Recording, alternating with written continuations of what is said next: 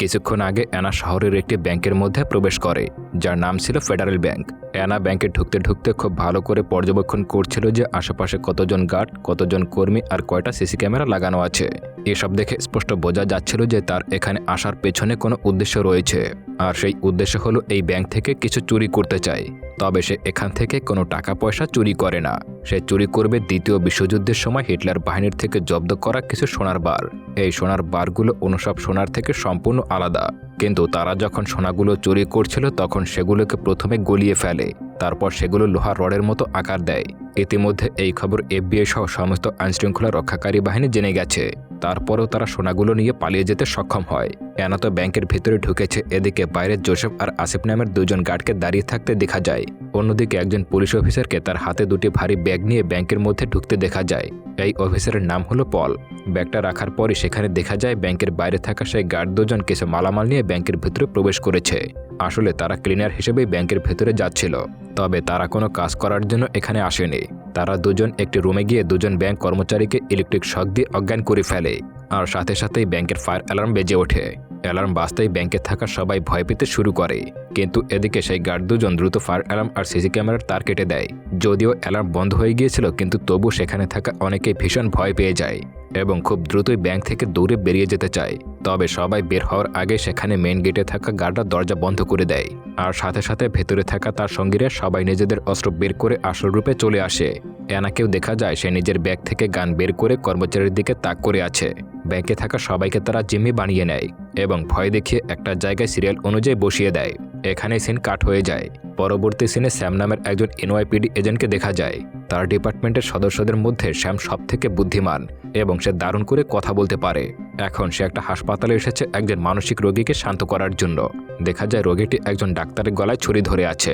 এর কারণ হলো এই লোকটা তার কিডনির পাথর সরানোর জন্য এই হাসপাতালে এসেছিল, কিন্তু অপারেশনের বিশাল অঙ্কের টাকা লাগবে শুনে তার মাথা খারাপ হয়ে যায়, আর সেজন্য এইসব পাগলামি করতে শুরু করে। তবে শ্যাম তার কথার জাদুতে লোকটাকে ভালো করে বুঝিয়ে সামলে নেয়। এখান থেকে বোঝা যায় শ্যাম অনেক হাসিখুশি আর ভালো মনের একজন মানুষ। অন্যদিকে FBI অফিসে একজন নারী অফিসারকে দেখা যায়, যার নাম ছিল স্টালিনা। সে সেখানে ক্লাস নিচ্ছিল। ক্লাস চলাকালীন সেখানে দুজন সিনিয়র অফিসার চলে আসে, যাদের একজনের নাম ডেপুটি ব্রিক্স আর অন্যজনের নাম হলো স্টেট অ্যাটর্নি। তারা দুজন স্টালিনাকে ওই ব্যাংকের ডাকাতির ব্যাপারে সবকিছু জানায় এবং এই মিশনটাকে হ্যান্ডেল করার জন্য তাকে বলে। সেও তাদেরকে আশ্বস্ত করে জানায় সে যে কোনো মূল্যে ডাকাতদের হাত থেকে জিম্মিদেরকে উদ্ধার করে আনবে। অফিসারদের মধ্যে একজন জানান ডাকাতরা যত টাকা লাগে নিয়ে যাক, কিন্তু জিম্মিদের যেন কোনো রকমের ক্ষতি না হয়, তাই তাদেরকে যেভাবেই হোক এই মিশনে সফল হতেই হবে। অফিসার স্টালিনাকে সাবধানে মিশনটি শেষ করতে বলে, কারণ একটি ভুলের জন্য জিম্মিদের প্রাণও চলে যেতে পারে। এদিকে ব্যাংকের মধ্যে দেখা যায় অ্যানা সেখানে থাকা জিম্মিদের মধ্যে 5 জনকে বাইরে পাঠিয়ে দেয় আর বাকিদের কাছ থেকে তাদের ফোনগুলো নিয়ে নেয়। এরপর সেখানে থাকা সব জিম্মিকে জোর করে মানি ঠাইয়ের মতো পোশাক পরিয়ে দেয়। এটা ছিল একটা চাল। এতে করে ভুল করেও যদি কোনো পুলিশ তাদেরকে ধরে ফেলে, তাহলে তারা নিজেদেরকে জিম্মি বলে বেঁচে যেতে পারবে, আর সেজন্যই তারা নিজেদের মতো একই ধরনের পোশাক সব জিম্মিকে পরতে দেয়। এরপর অ্যানা তার দুজন সঙ্গে ব্যাংকের ম্যানেজারের সাথে লকার রুমে নিয়ে যায়, তবে ম্যানেজার জানায় তার কাছে আর কোনো চাবি নেই। এই কথা শুনে অ্যানা বলে, আমরা ভালো করে জানি যে চাবিটা তোমার কাছেই রয়েছে, কিন্তু তুমি দিতে চাইছো না, তাই তো? এরই মধ্যে পাশে থাকা জোসেফ এসে ম্যানেজারকে কষে একটা খুশি মারে আর হুমকি দিয়ে বলে বেশি পাকনামো করলে এখানে অকাতরে প্রাণ হারাবে। প্রাণের ভয় ম্যানেজার তাদেরকে লকার রুমের গেটটা খুলে ভেতরে নিয়ে যায়। ভেতরে দেখা যায় হাজার হাজার গোল্ড বার সেখানে রাখা আছে, যেগুলো কিনা সব 3টে আলাদা সেলে সাজানো আছে। অ্যানাকে ওই গোল্ডের দিকে তাকিয়ে থাকতে দেখে ম্যানেজার জিজ্ঞাসা করে, তোমরা কি এই গোল্ডগুলো নেওয়ার জন্য এখানে এসেছো? এটা ভাবলে তোমরা ভুল করছো, কারণ এই গোল্ডগুলো ওই সেল থেকে বাইরে বের করা অসম্ভব। তবে অ্যানা তার কোনো কথার জবাব না দিয়ে পাশের একটা রুম খুলে দিতে বলে। ম্যানেজারও তাদের কথা মতো সেই রুমটা খুলে দেয়। দেখা যায় সেখানে অনেকগুলো কাঠের বক্স রাখা আছে, আর এগুলো হলো হিটলার বাহিনীর সেই কাঠের বক্স। এরই মধ্যে পল বক্স খুলে পাগলের মতো হাসতে শুরু করে দেয়। এমন মনে হচ্ছিল সে যেন বিশাল কিছু পেয়ে গেছে। আর এখানে দেখা যায় ওই বক্সের মধ্যে গোল্ডবার সাজানো রয়েছে, তবে এগুলো কোনো সাধারণ গোল্ডবার ছিল না, এগুলো ছিল নাৎসি ডায়মন্ড। এরপর অ্যানা আর তার টিম মিলে তাদের সাথে আনা সরঞ্জামগুলো প্রস্তুত করতে শুরু করে। তারা সাথে করে গ্যাস সিলিন্ডার, সোল্ডারিং আয়রন সহ বেশ কিছু যন্ত্রপাতি নিয়ে এসেছে। তারা সেই যন্ত্রপাতিগুলোর সাহায্যে সেখানে কিছু একটা বানাচ্ছিল, যেটা এখানে দেখানো হয় না, কারণ এখানেই লুকানো রয়েছে এই গল্পের আসল টুইস্ট। তাই পুরোটা দেখতে থাকুন, আশা করি আপনাদের খুবই ভালো লাগবে। এই সময় একটা অনুরোধ করছে, ভিডিওটিতে একটি লাইক করে দিন। এদিকে অ্যানাকে দেখা যায় সে একাই লকার রুমের 392 নম্বর লকার খুলে ফেলে। এরপর সেখানে নিজের হাতের চুড়ি, গলার চেন, ব্যাগে থাকা একটা বইসহ আরও কিছু জিনিসপত্র তার মধ্যে রেখে দেয়। আর এর কারণটা আমরা মুভির একেবারে শেষের দিকেই বুঝতে পারবো। অন্যদিকে ব্যাংকের বাইরে শ্যাম ও স্টালিনকে দেখা যায় তারাও নিজেদের টিম নিয়ে সেখানে চলে এসেছে ডাকাতদেরকে ধরার জন্য। এখানে শ্যাম স্টালিনকে জানায় ডাকাতরা এখানে গোল্ড চুরি করার জন্য এসেছে, তারা যে করেই হোক না কেন সেগুলো নিয়ে বাইরে পালিয়ে যাবে। তবে স্টালিনে বলে, আমার তেমনটা মনে হচ্ছে না, তারা হয়তো নাৎসির ডায়মন্ডগুলো চুরি করতে এসেছে। আসলে এই ডায়মন্ডগুলো আমেরিকানরা চুরি করে নিয়ে এসেছিল, আর সেগুলোই তারা চুরি করে পালিয়ে যাবে। এদিকে অ্যানাকে দেখা যায় সে জানালা দিয়ে তাদের উপরে নজর রাখছিল। অ্যানা মনে মনে প্ল্যান করে এবার তাদেরকে পালাতে হলে ভিন্ন কোনো পদ্ধতি অবলম্বন করতে হবে, কিন্তু কি করা যায় সেটাই ভাবার বিষয়। এরই মধ্যে এফবিআই অফিস থেকে ব্যাংকে কল করা হয়। অ্যানা অনেক ভয়ে ভয়ে কলটা রিসিভ করে। কল ধরতে স্টালিনে অ্যানাকে বলে, কি চাই তোমাদের, কি দিলে তোমরা সব জিম্মিদেরকে ছেড়ে দিবে? তবে অ্যানা সোজা জানায়, আমাদের সবার জন্য দ্রুত কিছু খাবার আর পানি পাঠাও, আর মধ্যরাতের জন্য 2টা ট্রাক রেডি রাখো। আসলে ওই ট্রাকগুলো নিয়েই অ্যানারা পালাতে চাইছে। স্টালিনও তার কথায় রাজি হয়ে যায় এবং জানায় সময় মতো সবকিছু পেয়ে যাবে। এরপর তাদের চাহিদা মতো কিছু পানির বোতল ব্যাংকের সামনে নিয়ে আসা হয়। তারপর একজন ডাকাত একজন জিম্মিকে সাথে নিয়ে বাইরে আসে বোতলগুলোকে নেওয়ার জন্য। আসলে এটা করার কারণ হলো যাতে করে এফবিআই তাদের কোনো ক্ষতি করতে না পারে। কিন্তু দেখা যায় এফবিআই 2জন স্নাইপার তাদের দিকে বন্দুক তাক করে রেডি হয়ে আছে, সুযোগ পেলেই তারা ডাকাতদের শেষ করে দেবে। কিন্তু অফিসার তাদেরকে শান্ত থাকার অর্ডার দেয়, তাদেরকে শুধুমাত্র নজর রাখার নির্দেশ দেয়। এরই মধ্যে অ্যানা সহ আরও 2জন বাইরে চলে আসে, আর এখানে শ্যাম নিজের কাজ শুরু করে দেয়। সে অ্যানার মগজ ধোলাই করতে শুরু করে, কিন্তু এখানে অ্যানা তার কোনো কথাই পাত্তা দেয় না, উল্টো তাকেই হুমকি দিয়ে সেখান থেকে ভেতরে চলে যায়। এদিকে ব্যাংকের ভেতরে অ্যানার সেই সাথীরা গোল্ড বারগুলো একটা পাত্রের মধ্যে রেখে গলাচ্ছিল, আর এই গোল্ড বারগুলো গলিয়ে কিছু একটা করতে চাইছে, কিন্তু আসলে কি করবে সেটা রহস্যই রয়ে গেছে। এদিকে অ্যানাকে দেখা যায় সে এফবিআই অফিসে কল করে 5টা ভিসা রেডি করতে বলে। আসলে তারা এই গোলগুলো নিয়ে দেশ ছেড়ে পালিয়ে অন্য দেশে যাওয়ার প্ল্যান করছে। পাশাপাশি অ্যানা হুমকি দিয়ে বলে, কোনোভাবে চালাকি করার চেষ্টা করলে ব্যাংকে থাকা সব জিম্মি তোমাদের জন্য নিজেদের প্রাণ হারাবে। তাই স্টালিনা অ্যানাকে শান্ত করে বলে, এমনটা হবে না, তোমরা সময় মতো সবকিছু পেয়ে যাবে। অন্যদিকে শ্যামকে দেখা যায় সেই 2টা ব্যাগে করে সবার জন্য খাবার নিয়ে এসেছে। এরপর সেই খাবারগুলো নিতে অ্যানা একজন জিম্মিকে নিয়ে সেখানে চলে আসে। তবে অ্যানার আচরণ দেখে শ্যামের মনে হচ্ছিল না যে এ কোনো ডাকাত, তাই সে অ্যানাকে সোজা প্রশ্ন করে বসে, এটা কি তোমার প্রথম ডাকাতি? এ কথা শুনে অ্যানা বলে, এমনটা কেন ভাবছ? আমার কি কোনো ভুল হয়েছে যে এমনটা ভাবছ? শ্যাম বলে ওঠে, না তেমন নয়, তবে তোমাকে দেখে এমন মনে হচ্ছে যেন তুমি কোথাও একটা আটকে আছো। শ্যাম আরও জিজ্ঞাসা করে, আচ্ছা তোমাদের প্ল্যান কি? অ্যানা উত্তরে বলে, এটা তো একেবারেই সিম্পল, ওই গোল্ড বারগুলো বিক্রি করে বড়লোক হয়ে যাব। আর তোমরা তো এতক্ষণে জেনেই গেছো যে এটা আমার কাছে খুবই সহজ একটা কাজ। এইসব বলে অ্যানা সেখান থেকে ভেতরে চলে যায়।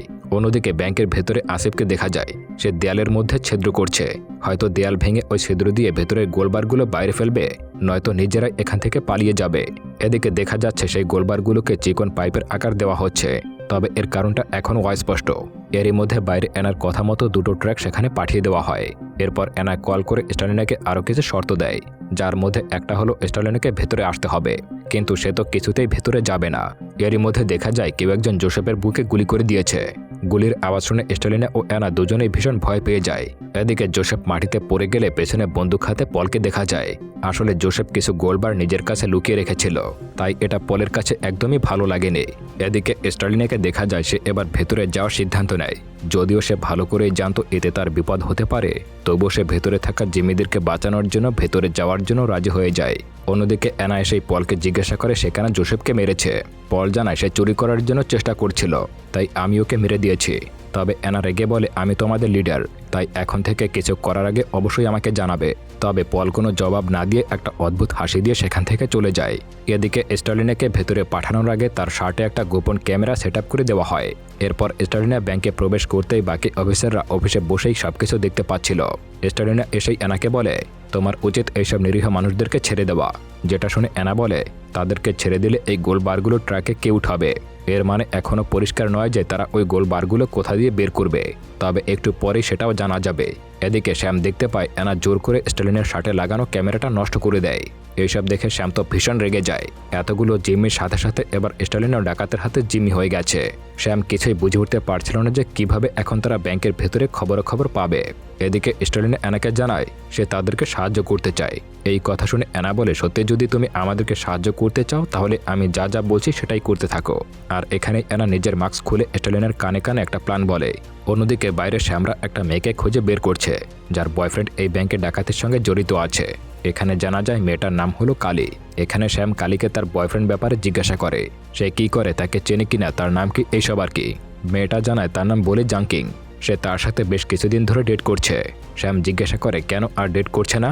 কালী জানায় তাদের দুজনের মধ্যে একটা ঝামেলা হওয়ার কারণে তার এই অবস্থা করেছিল। এরপর থেকেই তার সাথে আর কোনো যোগাযোগ নেই। এখানে কালী আরও জানায় তার বয়ফ্রেন্ড একজন ইঞ্জিনিয়ার আর সে ব্যাংক ডাকাতির ব্যাপারে বলছিল। এমনকি তারা এই চুরি করার সময় নিজেদের নাম ব্যবহার না করে কোড ব্যবহার করবে এটাও তাকে জানিয়েছিল। শ্যাম জিজ্ঞাসা করে আচ্ছা তাদের প্ল্যানটা কি করবে তারা। কালী জানায় তারা আসলে একটা টানেল করে সব গোল্ড বারগুলো তার মধ্যে দিয়ে পাচার করবে। এসব শুনে শ্যাম জানায় এটা কিছুতেই সম্ভব নয়, কারণ এই ব্যাংকের পেছনে রয়েছে হাডসন সাগর, তাই এখান দিয়ে কিছুতেই টানেল করা সম্ভব নয়। তবে এখানে কালী জানায় 1990 সালে লর্ড করোনারি একটা টানেল করা হয়েছিল। তারা হয়তো সেখান দিয়েও সব গোল্ড পাচার করার প্ল্যান করছে। তার কথা শুনে শ্যাম তাদের একজন স্টাফকে দ্রুত ব্যাংকের ডিজাইন চেক করতে বলে। এরই মধ্যে আরেকজন সহকর্মী শ্যামকে ডাকে একটা জিনিস দেখানোর জন্য। শ্যাম তার কাছে আসলে সিসিটিভি ফুটেজে অ্যানাকে দেখতে পায় আর জানায় এই মেয়েটা গত 4 দিন ধরে ওই ব্যাংকে রোজ আসছিল। এমনকি এই মেয়েটার আচরণে বেশ অদ্ভুত ছিল। আর এই মেয়েটার তথ্য বের করে জানতে পারছি এই মেয়েটার নাম হলো অ্যানা। শ্যাম তখন অ্যানাকে কল দেয়। অ্যানা কল রিসিভ করতেই শ্যাম বলে স্টালিনাকে এখনই ছেড়ে দাও। এই কথা শুনে অ্যানা বলে সেটা তো এখন সম্ভব নয়, আমরা এই দেশ থেকে পালিয়ে যাওয়ার পরই তাকে ছেড়ে দেওয়া হবে। এইসব শুনে শ্যাম বলে তাহলে আমাদের প্রমাণ দাও সে এখনও বেঁচে আছে। এই কথা শুনে অ্যানা স্টালিনাকে কল দিতে যাবে, ঠিক তখনই তার ফোনে একটা মেসেজ আসে। সেখানে লেখা ছিল তুমি কে সেটা তারা জেনে গেছে। এর মানে হলো এফবিআইতেও অ্যানাদের লোক আছে যে সব তথ্য আগে থেকেই তাদেরকে জানাচ্ছে। এরপর স্টালিনাকে কল দিতেই শ্যাম তাদেরকে বলে তোমার পাশে যে মেয়েটা রয়েছে তার নাম হলো অ্যানা, তুমি তার থেকে সাবধানে থেকো।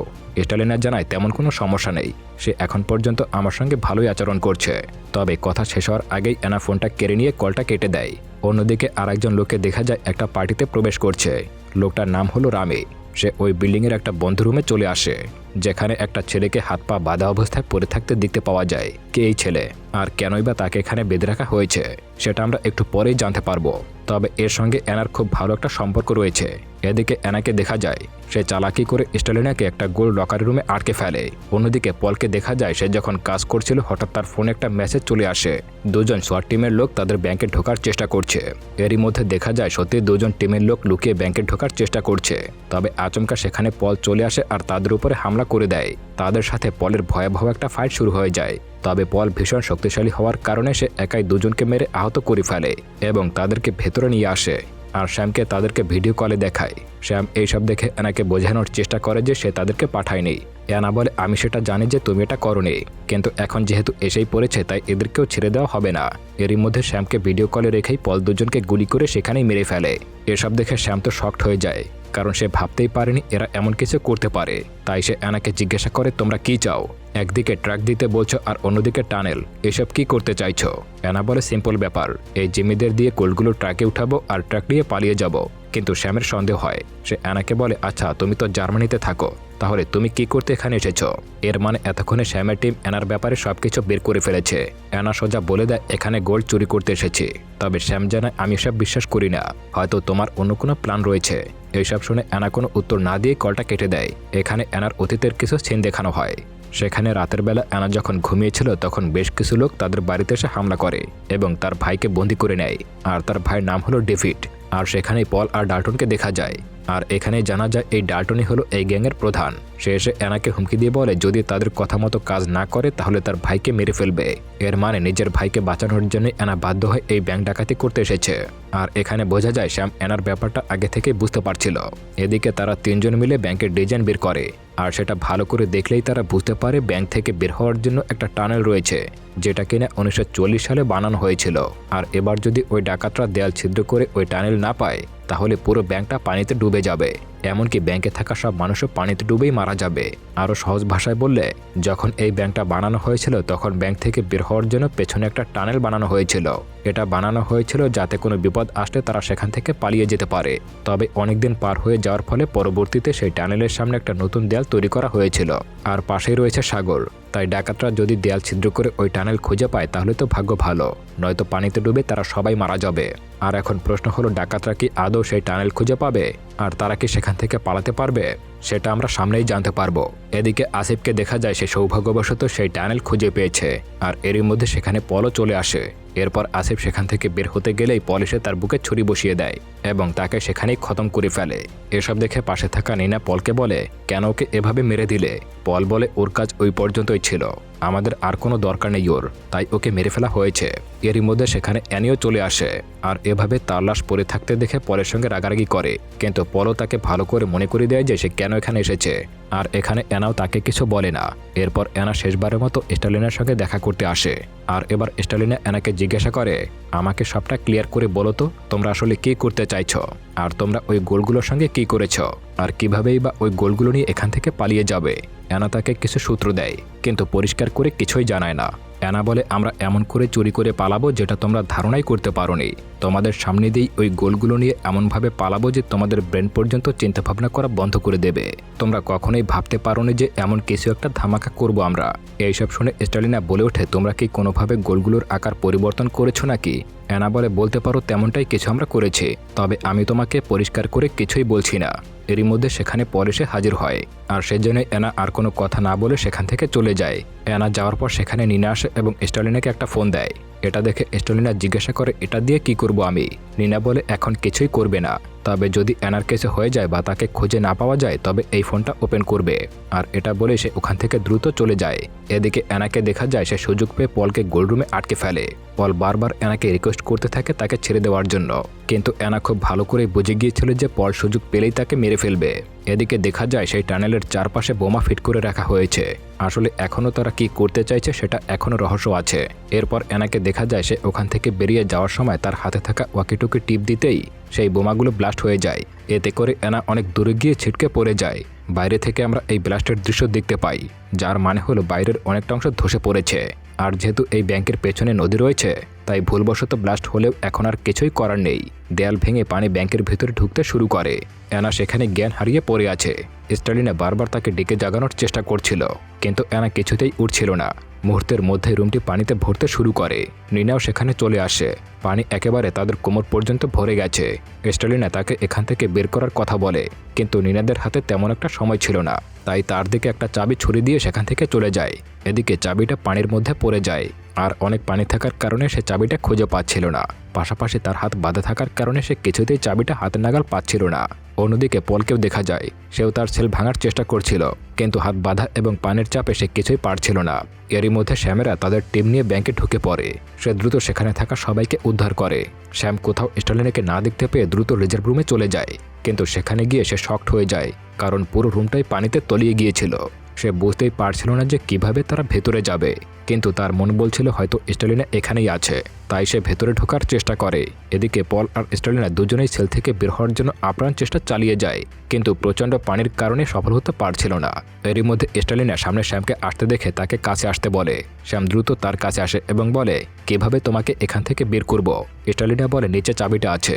সাথে সাথে শ্যাম পানির নিচে ডুব দিয়ে চাবিটা পেয়ে যায়। এদিকে পলকে দেখা যায় সে অনেক ধাক্কাধাক্কি করার পর শেষমেশ তার দরজাটা খুলে ফেলে এবং সামনের দিকে এগিয়ে আসতে শুরু করে। শ্যাম চাবি দিয়ে দরজাটা খুলতেই যাবে, সেই সময় পল এসে তাকে পেছন থেকে ধরে ফেলে। দুজনে সেই পানির মধ্যে বসে লড়াই শুরু করে দেয়, কিন্তু পলের শক্তি বেশি হওয়ার কারণে শ্যাম কিছুই করতে পারছিল না। পল শ্যামকে পানির নিচে চুবিয়ে ধরে। শ্যামের নিঃশ্বাস আস্তে আস্তে ক্ষীণ হয়ে আসছিল। নিজেকে বাঁচানোর জন্য শ্যাম চেষ্টা করলেও পলের হাত থেকে কিছুতেই ছাড়তে পারছিল না।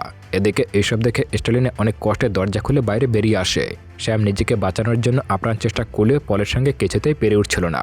তবে ঠিক সেই সময় স্টালিনা পেছন থেকে এসে পলের মাথায় গোলবার দিয়ে জোরে আঘাত করে, আর পল সাথে সাথে সেখানে জ্ঞান হারায়। এরপর তারা দুজন কোনোভাবে বাইরে বেরিয়ে দরজা লক করে দেয়, আর এত কষ্টের পর তারা দুজন মৃত্যুর মুখ থেকে বাঁচতে পারে। এরপর তারা দুজন বাইরে চলে আসে। সেখানে ডেপুটি ডিরেক্টর এসে স্টালিনের অসাধারণ কাজের জন্য তাকে ধন্যবাদ জানায়। এমনকি সে স্টালিনাকে প্রমোশনের কথাও বলে, কিন্তু পরক্ষণেই দেখা যায় ডিস্ট্রিক্ট ডিরেক্টর আর ডেপুটি ডিরেক্টর সব ক্রেডিট নিজের নামে করে নেয়। এর মানে হলো এত সব কষ্ট শ্যাম আর স্টালিনা করলেও নাম কুড়িয়ে নেয় তারা দুজনে। মিডিয়ার সামনে তারা নিজেদের গুণগান করে আর সবাইকে আশ্বস্ত করে বলে সকল জিম্মিরা জীবিত আর সুস্থ আছে। তারা আরও জানায় যে ওই ডাকাতরা একটা গোল্ড চুরি করতে পারেনি। সবাই মনে করছিল ডাকাতরা এখনও কিছুই নিতে পারেনি, কিন্তু সত্যিটা কি এটাই ছিল, নাকি এর পেছনে অন্য কোনো সত্য লুকিয়ে আছে? এরপর যখন শ্যাম নিজের অফিসে আসে তখন সে লক্ষ্য করে অফিসে কালি নেই, আর সে দেখতে পায় বোর্ডে লেখা আছে 394। সে জানায় কালির কাজ শেষ, তাই তাকে বাড়ি পাঠিয়ে দেওয়া হয়েছে। আর এই নম্বরটা হয়তো ওই মেয়েটাই লিখেছিল। নম্বরটা দেখে শ্যাম ধারণা করে হয়তো এই সংখ্যার সাথে ব্যাংকের লকারের কোনো যোগসূত্র থাকলেও থাকতে পারে। এরপর তারা সোজা ব্যাংকের লকারে চলে আসে আর 394 নম্বর লকারটা খুলে বেশ কিছু জিনিসপত্র লক্ষ্য করে। যেমন সেখানে একটা গোলবার, একটা আংটি আর একটা ছবি রয়েছে। ছবিটা দেখে তো তারা শকড হয়ে যায়, কারণ সেখানে অ্যানা, কালি আর ডেভিডকে দেখা যায়। এর মানে তারা তিনজন ভাই বোন ছিল, যার মানে হলো কালি প্ল্যান করে এফবিআই অফিসে এসেছিল। এরপর শ্যাম সকল জিম্মিদেরকে জিজ্ঞাসাবাদ করতে শুরু করে, কারণ তার সন্দেহ এই জিম্মিদের মধ্যেই বাকি ডাকাতরা লুকিয়ে আছে আর তারা সুযোগ বুঝে জিম্মিদের সঙ্গেই ব্যাংক থেকে বের হয়েছিল। তবে এরই মধ্যে সেখানে ডিস্ট্রিক্ট অ্যাটর্নি চলে আসে এবং সবাইকে ছেড়ে দিতে বলে। সে উল্টো শ্যামকে বলে ব্যাংক থেকে তো কিছুই চুরি হয়নি, শুধু শুধু সাধারণ মানুষকে হয়রানি করার কি দরকার, এইসব বলে সে চলে যায়। কিন্তু শ্যাম তো ভালো করে জানতো যে ওই জিম্মিদের মধ্যেই বাকি ডাকাতরা লুকিয়ে আছে, তাই বসের এমন কথায় শ্যাম ভীষণ রেগে যায়। পরদিন বেশ কিছু শ্রমিক এসে ব্যাংকের ভাঙা জিনিসগুলো পরিষ্কার করে একটা ট্রাকে তুলে নেয়। আরও কিছু কর্মীরা রিজার্ভ থেকে পানি বের করার কাজ করছিল। অন্যদিকে শ্যামকে দেখা যায় সে একজন অফিসারের সঙ্গে একটা কফি শপে বসে কফি খাচ্ছে। অফিসার শ্যামকে বলে এত টেনশন কেন করছো, ব্যাংক থেকে তো তেমন কিছুই চুরি হয়নি, শুধু শুধু এত টেনশন করার কোনো মানেই নেই। এই কথা শুনে শ্যাম বলে কে বলছে যে তারা কিছু চুরি করতে পারেনি, তারা চুরি ঠিকই করেছে, সেটাও আমাদের চোখের সামনে দিয়ে। আর সেটা জানার জন্য আমাদের এখন ব্যাংকে যেতে হবে। ব্যাংকে এসে শ্যাম অফিসারকে জানায় ডাকাতরা আসলে তাদের ব্যাংকে থাকা নাৎসি ডায়মন্ডগুলো চুরি করেছে, কিন্তু সেটা কিভাবে?